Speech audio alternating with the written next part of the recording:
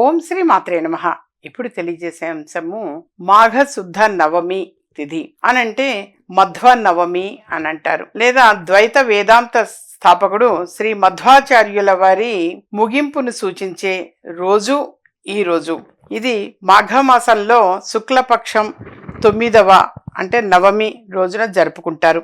ఈ రోజున ఆయన తన భక్తుల సమక్షంలో అదృశ్యమై బదరీనాథ్ వైపు వెళ్ళారు అని, ఆయనను వాయుదేవుని 3వ అవతారంగా భావిస్తారని ఈ పండుగ వివరిస్తుంది.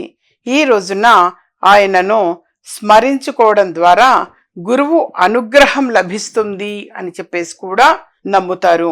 మధ్వనవమి ముఖ్య అంశాలు ఏమిటి అనంటే, ద్వైత వేదాంతాన్ని ప్రచారం చేసిన గొప్ప తత్వవేత్త సంస్కర్త శ్రీ మధ్వాచార్యులు. మాఘమాసంలో శుక్లపక్షం అంటే పౌర్ణమి వరకు, పౌర్ణమి లోపు మొత్తం కూడా శుక్లపక్షము అని అంటాము. ఈ శుక్లపక్షంలో 9వ రోజు మధ్వాచార్యులు తన జీవితంలోనే భక్తుల సమక్షంలోనే మాయమై బద్రీనాథ్ వైపు వెళ్లిన రోజు ఇది. ఆయన భూలోక లీల ముగింపును సూచిస్తుంది. హనుమంతుడు భీముని తర్వాత వాయుదేవునికి 3వ అవతారంగా మధ్వాచార్యులను భావిస్తారు.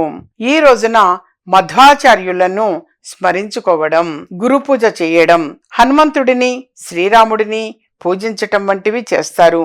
దీనివల్ల ఆధ్యాత్మిక వృద్ధి, గురు అనుగ్రహం కలుగుతాయి అని చెప్పేసి నమ్ముతారు.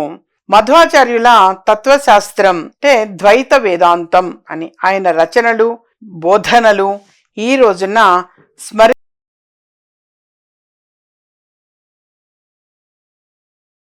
తిథి యొక్క విశిష్టత, విశేషము అనేది తెలియచేయటం జరిగింది.